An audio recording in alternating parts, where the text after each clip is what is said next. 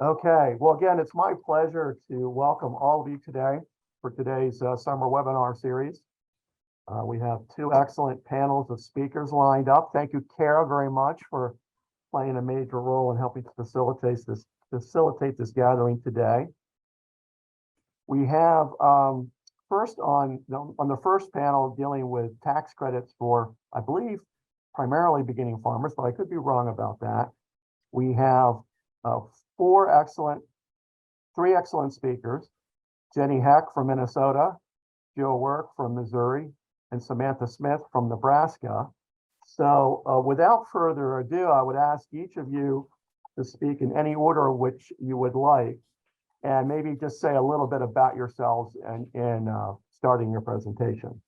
So I don't know, Kara, had you worked out a particular order? Is Jenny going to go first, or? I had sent an agenda, so I believe I had Jenny on first, and then Jill, and finally Samantha. Very good. So Jenny, if you wouldn't mind taking it away, we would be very pleased to hear what you have to say. Great. Well, thanks, Steve and Kara. So I'm Jenny Heck. I am at the Minnesota Department of Agriculture's Rural Finance Authority, and we manage Minnesota's beginning farmer tax credit. So our tax credit started in 2018. And, the first question here is how we secured that funding. I think like a lot of programs and probably similar to other states, this came from some of the big ag groups in our state. So, Farmers Union, Land Stewardship Program, other supporters like that we have. They thought this would be a great program. And then our State Department of Ag went and said, yes, we support that. Let's do it. We have received fairly bipartisan support for this program, so we're pretty lucky and have a good time, or an easier time, securing the funding we need. I was at a few of those tax and agriculture committee meetings this year, and it was impressive to watch that there wasn't a lot of pushback, and most things went through unanimously. So we're pretty lucky in our state to have an easy time securing the financing. I will also add that I didn't start until this year, so maybe Ryan could add if there was more drama behind the scenes before I got started here. But so our funding it started with $6 million allocated to the program, and then an additional $5 million each year that we could carry forward. But we're no longer doing that carry forward each year. It's just going to be a straight pot of money. Our program is first come, first served. So we haven't ever hit a capacity where we couldn't accept anyone because of that, but maybe going forward, now that we won't have the carryover, that'll start to be a concern. But the program for 2023 is for $6.5 million, and then going forward into future years, it's going to be $4 million fresh each year. Again, we're no longer doing the carry forward. So some other program details I can share with you our webpage. It looks like I'm not going to be able to share my screen, but that's fine. I won't talk too long here. So our Minnesota's tax credit is for landlords and sellers who lease. You should be able to share your screen. It was just clicked off. So if you want to try right. There we go. Okay. Thank you. Here we go. So this will just make some of these details a little easier, but the tax credit is for landlords and sellers who sell or rent land, equipment, livestock, any other sort of agricultural asset used for farming in the state of Minnesota. Our tax credit is for beginning farmers. So some eligibility things here. We use, the tax credit will go to the asset owner, but the person they are selling or leasing to needs to have entered into farming in the last 10 years. So we use that same definition, I think, that FSA and a lot of other programs use. We have a net worth limit, which we adjust for inflation every year. We also require that our beginning farmers be either currently enrolled in or have completed a approved farm business management program. So that's a lot of our state technical colleges, as well as some private instructors, some nonprofits, University of Minnesota Extension, a handful of other farm business management programs that are approved for this, as well as for our loans. For as far as asset owner eligibility, they can be an individual or a business entity. They just can't be like an equipment dealer or someone else selling assets for profit. We, up until this year, we have not allowed direct family members. So that's like a parent, grandparent, sibling to be eligible for the program. But just in this last legislative session, we changed that for farmland sales only. So some legislation went through in 2023, just in May here, that was to further incentivize the actual transfer of land sales. So we originally, about half the applications were for sales, but only about 20% of the tax credits by value, the actual funds. So we're trying to further incentivize that actual transfer by opening it up to direct family members. So now a parent or grandparent could be eligible for the tax credit for selling to a child. And then we've also increased here the tax credit amounts. So the rentals didn't change at all. 10% of a cash lease up to $7,000. 15% of a share crop lease up to $10,000. And then non-land sales haven't changed, so that'll be 5% up to $32,000. But then what we increased was for a farmland sale, it'll now be 8 to 12% of the sale price up to $50,000. So 8% is to any beginning farmer buyer if you're selling to any buyer. And then 12% would be if you are selling to an emerging farmer. So then, of course, we had to create a definition for emerging farmer, and that's down here, which includes women, veterans, persons with disabilities, American Indian or Alaskan Natives, members of a community of color, young farmers, which we use the USDA census definition of 35 and younger, LGBTQ plus farmers, and then also urban farmers, which we have another state grant program that is for urban agriculture. So we use their definition, which is pretty generous, of towns with a population over 5,000. So those are the main details with our tax credit. Some successes and challenges. I would say successes for sure is this legislation to expand the program to family and to increase the percentage for those sales, for land sales. A challenge also up until recently was having staff capacity to manage the applications.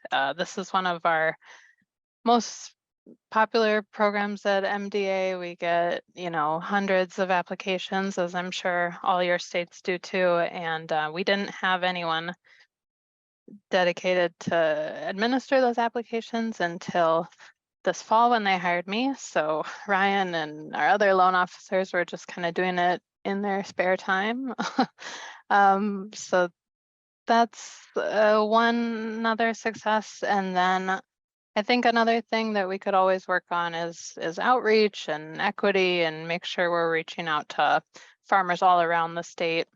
You see, when you look at the different counties and how many applications we get from each county, and making sure that actually represents the number of farmers in those counties. So, this year we're hoping to do more tabling at events and making more connections with those farm business management instructors or lenders or other folks who are working with these farmers to help get the word out about this program.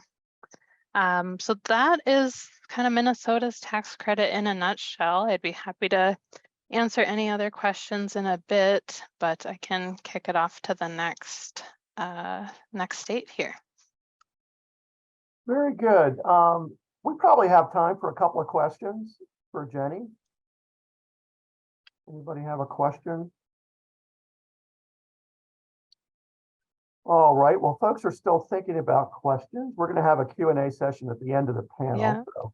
I can share too. We have a few. Another thing we changed this year was our application process. So we have a PDF application that we've always done and still have, and that can be emailed back to us or mailed back to us. And then we also introduced an online application this year. So we're using the same software that we use to manage other grant programs at the agency here.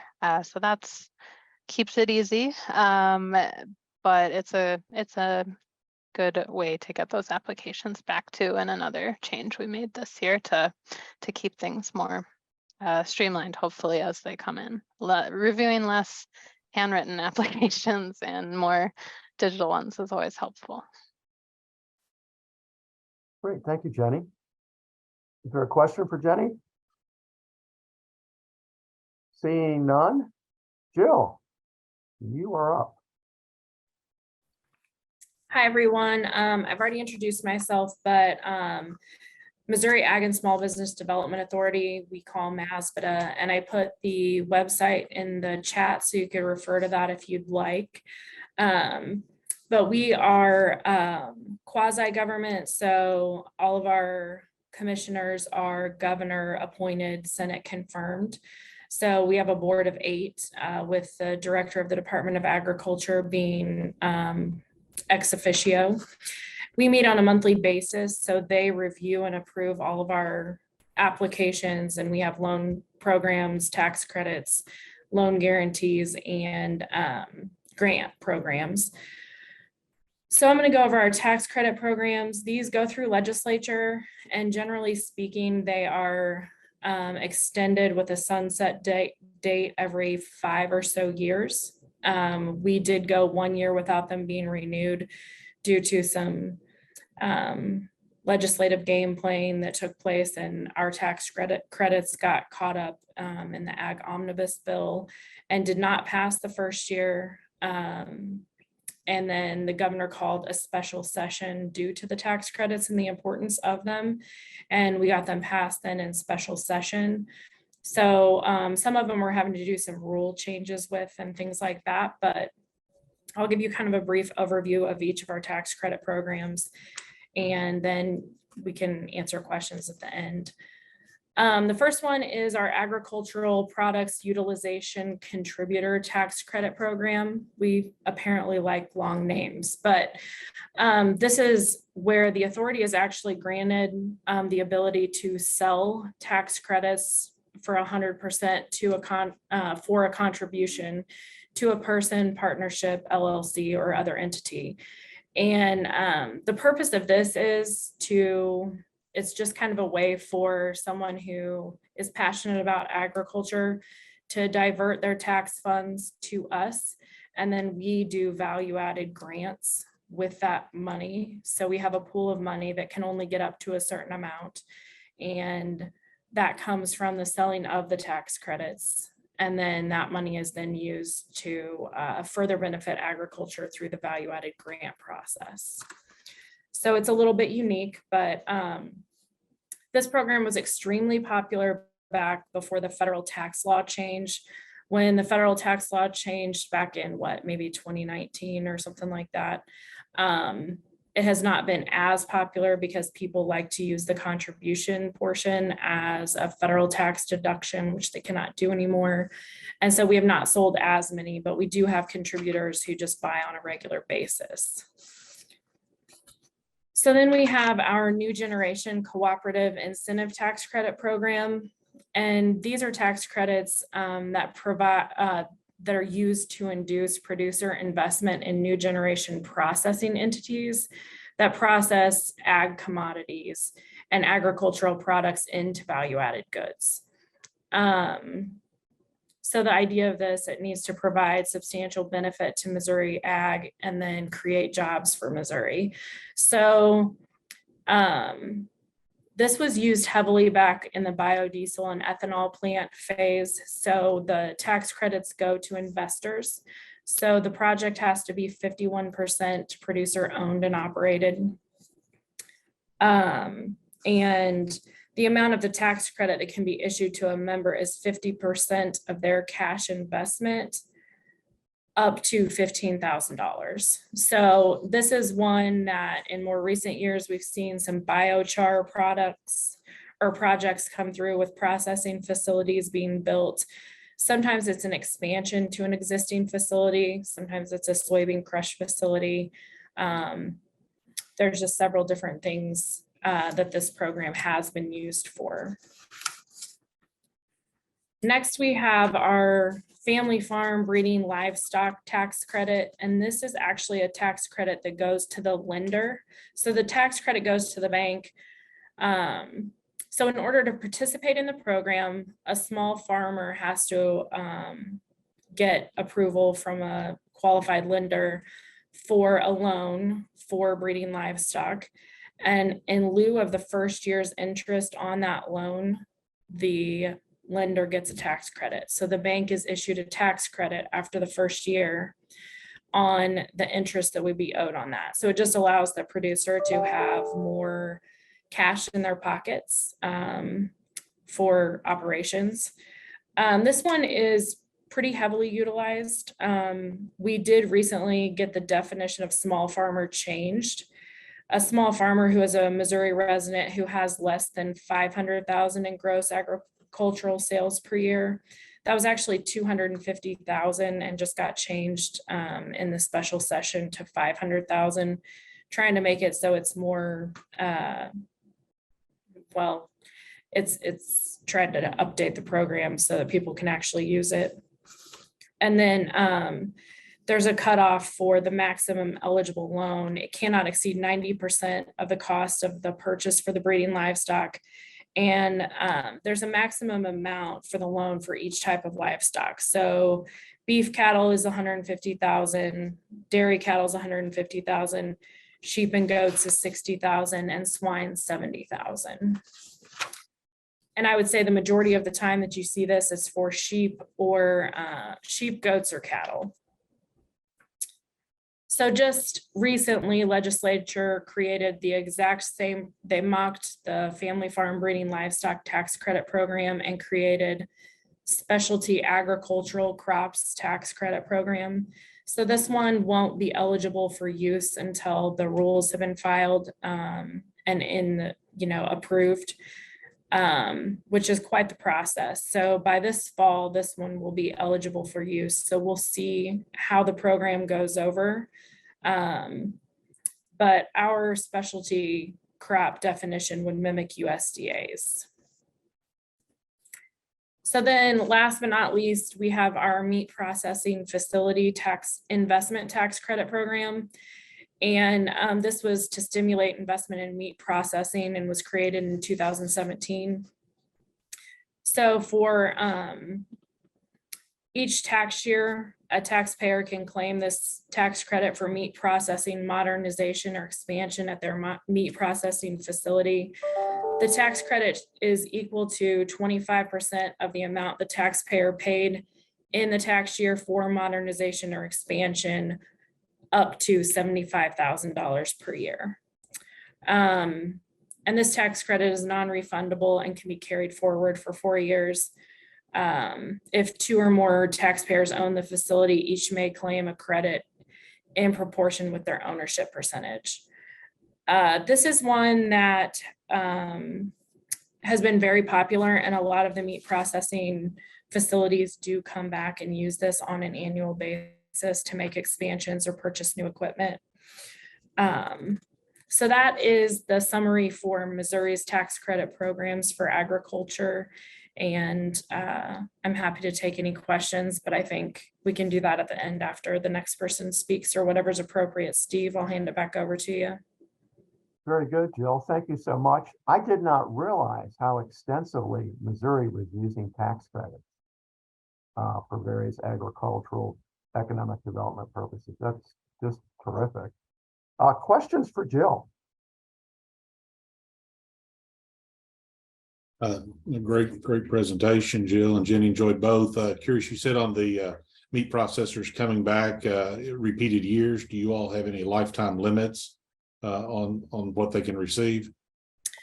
No, we don't. The only change that's been made to this when it got renewed, there's not a limit, but they did make it so that if a meat processing facility has over, I forget the number of employees because we haven't updated it yet because it has not fully gone through the rules process.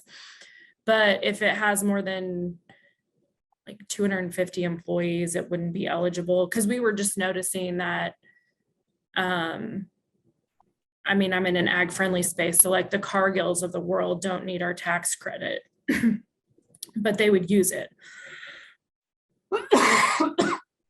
So the idea was to get it so that it's helping the smaller producers more so than the large.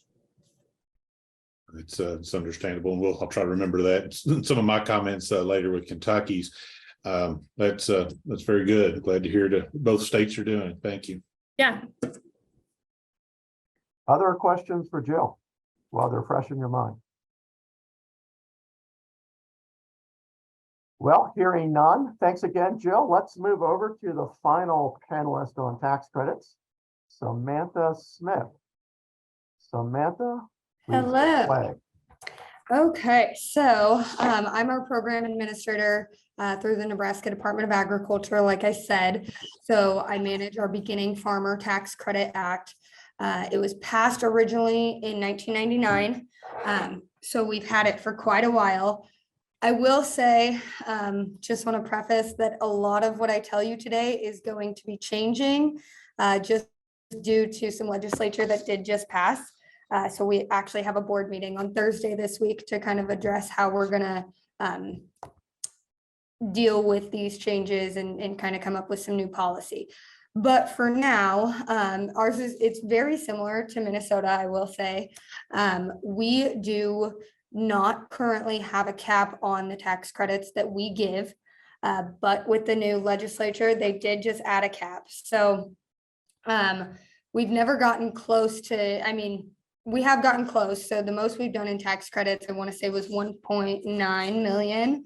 And they did put a cap on our program at 2 million. So it's something that we'll have to kind of figure out there.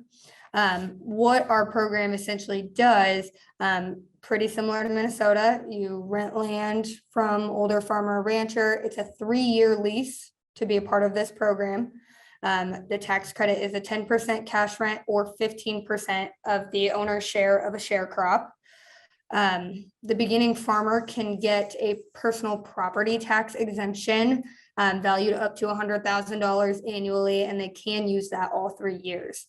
And so that won't be included in our cap on our tax credits because that is something that's done on the county level, not the state level. Our program is completely state funded. So Nebraska pays for it all. How the program works is that we require the beginning farmer to fill out an application. We require the asset owner to fill out an application. The beginning farmer has to include a net worth statement, and right now it cannot be any more than $250,000. They did just change that with the new legislature. So beginning in September, it will be $750,000. So it goes up quite a bit. So that's really nice. We can allow a lot more people to be a part of the program.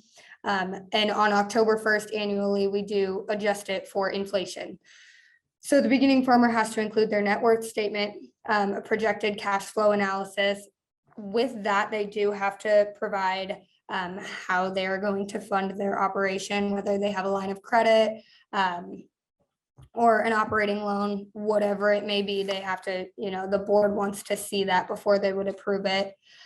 We do require them to take a financial management course as well. And we do offer reimbursement of that course if it was taken within the last year. and it's up to $500.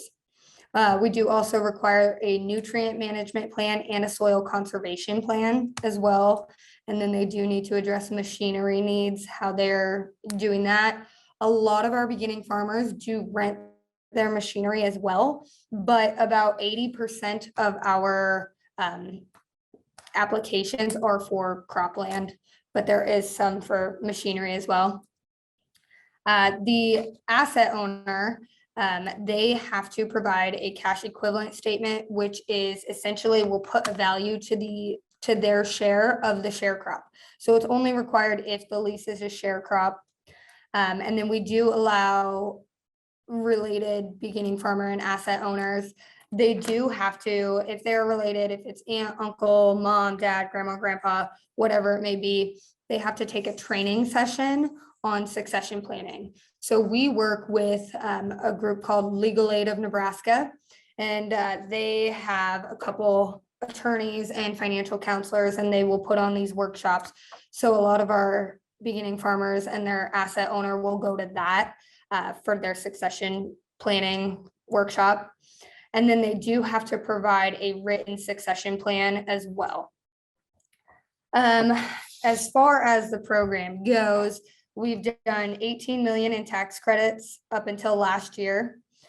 We've helped 590 farmers, and there's been a total leased amount of land at 199,000 acres, a little above that, but couple challenges that we're running into is that with the new legislature, it's a lot of what if right now.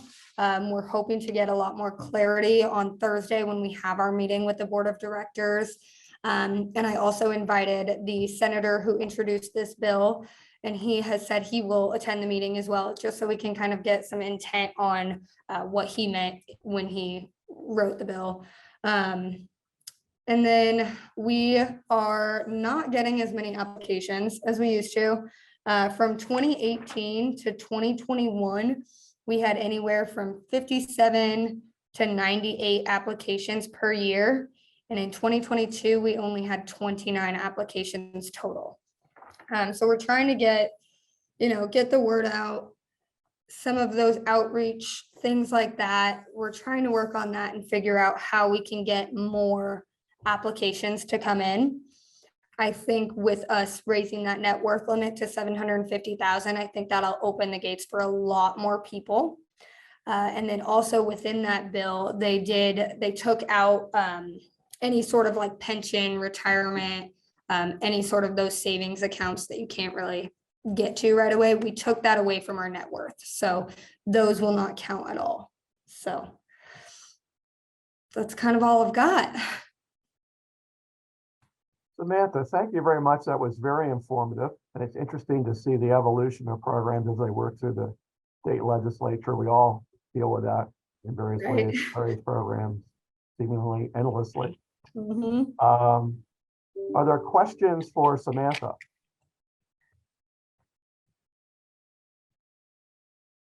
Are there questions now for any of the panelists about anything related to tax credit? Well, Steve, I heard both Samantha and Jenny talk about promoting and sharing about their programs. Jill, what have you done in Missouri? Jenny and Samantha, what are you all doing to get the word out and expand? And are there recommendations from people in other states? What is the best way to reach those individuals looking for tax credits?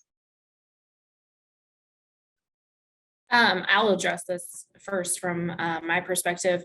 So one thing we've done, with the lender-based tax credits, we did do a rural bank tour in Missouri to where we were basically just going and stopping by all the rural banks in the state of Missouri, which there's about 1,000. And I think we made it through about 400, 450 before COVID hit. And then once COVID hit, the dynamics just kind of changed from the standpoint that, people work remote a little bit more, and it can be hard to catch lenders in the office, and they're not as used to those cold calls as they used to be. So we've not gotten back to that. When it comes to some of those larger tax credit programs, like the new generation cooperative ones, a lot of times those are ones that the commodity organizations pass along to their producers when they know a project's brewing, just because they're a larger scale. So we do rely on the commodity organizations and Missouri Farm Bureau to help with the programs. And anytime there's changes, we do press releases, and usually those get carried on to ag networks. And then there's usually interviews and things that revolve from that. And ours have gotten a lot of press with legislature not passing them and the governor calling special session to then get them passed.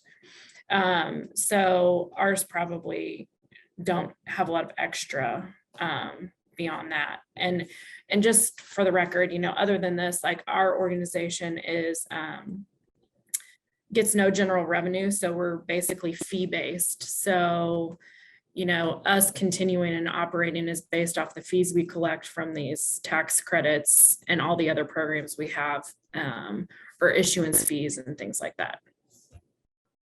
Jill, can you explain the issuance fees that you charge on the tax credit? So with the, I'm looking at an example.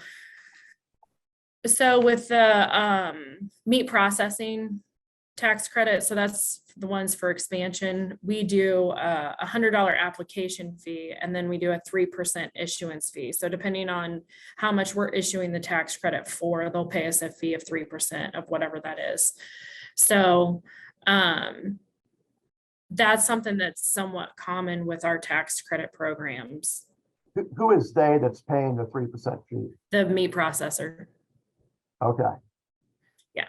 So this is, a tax credit is state money from the standpoint that, it's less, income to the state. But that is the only money, so to speak, we get from the state in order to operate and pay overhead. Everything else is based off of what we produce as far as loans and tax credits and all those things. So with the other tax credits, you also are assessing a fee at some amount to the recipient of the credit? Yes, it kind of depends on the structure of the credit. The meat processing is an easy example, but with like the new generation cooperative, where that's investors, they're just going to pay an application fee. There's not going to be an issuance fee on top of that. Application fee would be more than $100? No. In the ag world, you get much more than $100, and you've got people all up in arms. So that's where your issuance fees are a little bit more lucrative. Okay. Other questions for this group? I have a question. If you each had one tip about what not to do in setting up or implementing a tax credit program, what would that one tip be? Anybody can go first. Or if you were to do one thing differently, what would that be? I can add, I think one of our biggest challenges that I didn't already mention was like keeping things simple and keeping the application simple. I would say 4 or 5 times a day, I'm answering questions about the application just because it wasn't written in plain language, or why are there 3 different percentage rates for sales? It's just not very simple. And so if you can keep things as simple as possible when you're setting it up, and then after it is set up, if your state has any resources for communication help to keep the messaging really clear. I've worked to try to edit the application to make it more clear and working on those kind of plain language communication skills, but that will really make things easier for you in the long run. Jill, Samantha, do you have any advice for the group? I would agree with Jenny. I think a lot of it is really complicated. It's just not often that we get a fully front to back finished application that does not need any sort of adjustments. So there's always some sort of back and forth with, the beginning farmer or the asset owner. And it's, hey, we still need this. Hey, you didn't sign this. hey, a financial professional didn't sign this. So there's things like that I feel like just need to be simplified. So, I mean, yeah, keep it simple. I'm really fortunate too. We have a program assistant, so she does most of that correspondence. So we will both look through an application.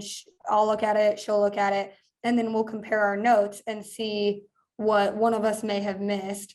And then she will usually go about the correspondence, send it to whoever it needs to be sent to, the beginning farmer or the asset owner, and say, hey, we're still missing this.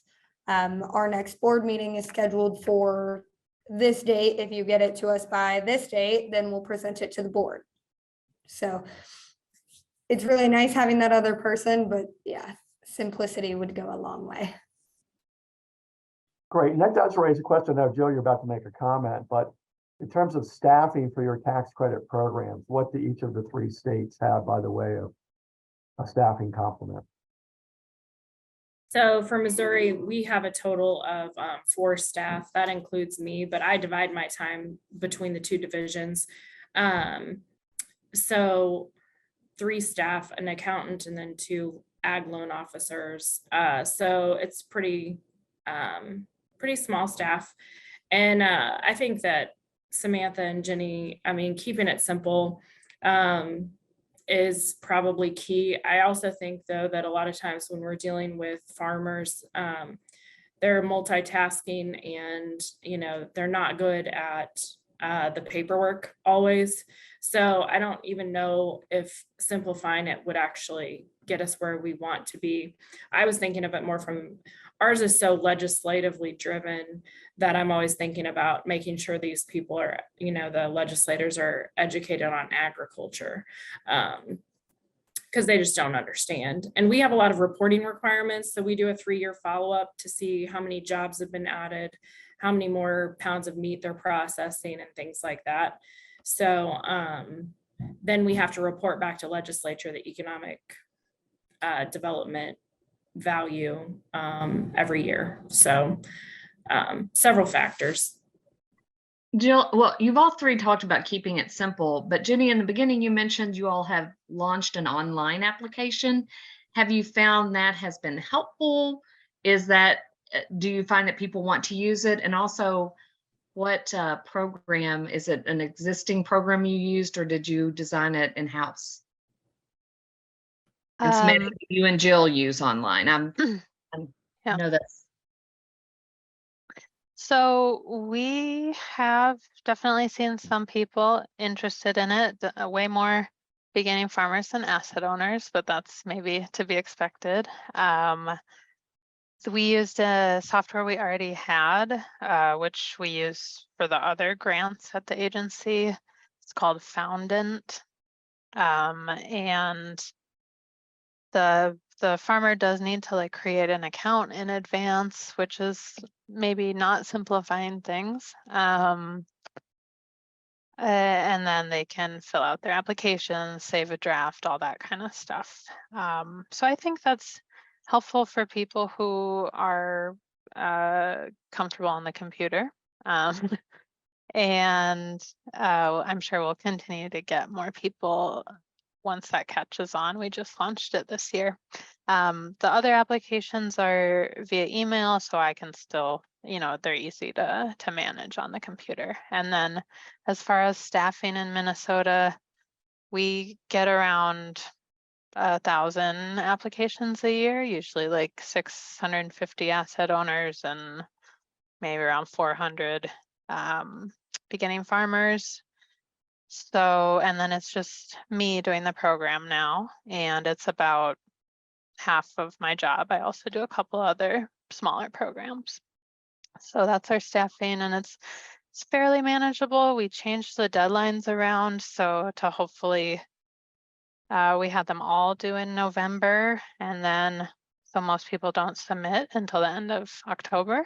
So then you had to do all the work in November, December. So we moved the rentals due date to July this year in the hopes that we could kind of have 2 flushes and kind of separate the work out a little. So Yeah, I don't know if there's another part of the question I missed, but I can let Samantha answer too. Yeah, Samantha, how many staff do you have? Just the two, and how many applications are you processing annually? Yeah, we've got just the two, just me and then Jolene is our program assistant. So I would say Jolene's job is mostly to deal with Next Gen, which is this program here. I am the program administrator, but a lot of my job focuses on our negotiations program. So that's just a different program that I manage within the Department of Agriculture. So yeah, it's just the two of us. Okay. And Jill, how many applications altogether would There you say was- you guys are doing annually? Steve Ryan, I believe, was saying something. Ryan, did you ask a question?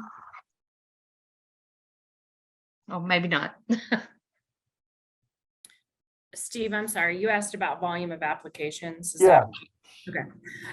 It varies a lot and our applications have been down. So we haven't had a lot of consistency with the lull between getting them renewed.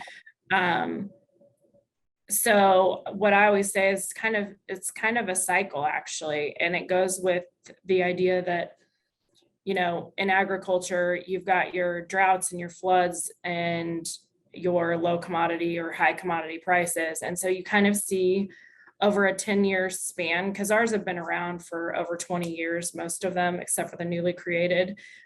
And so you see it go along with that cycle. So I don't really have an exact number for you. Those new generation projects, when they come through, there'll be 500 applications at a time with those because you've got that many investors in an expansion project.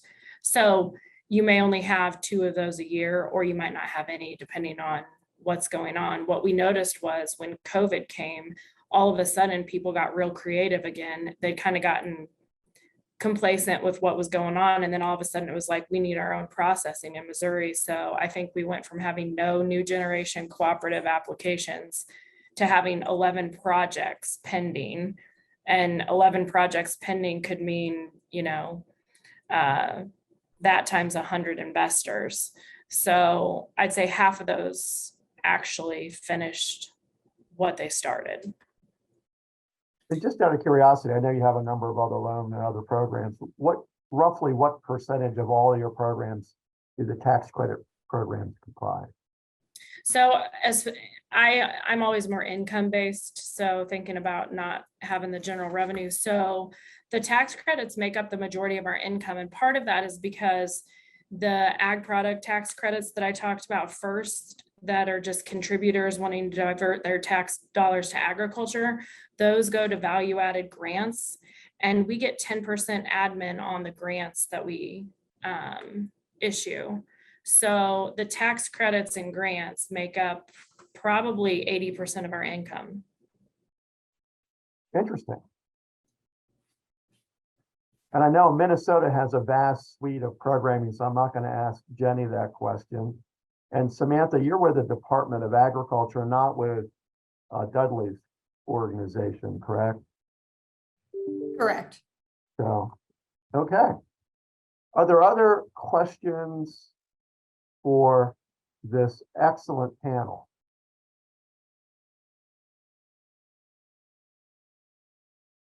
Well, seeing none, I want to thank the 3 of you so much for your presentations today. Really informative.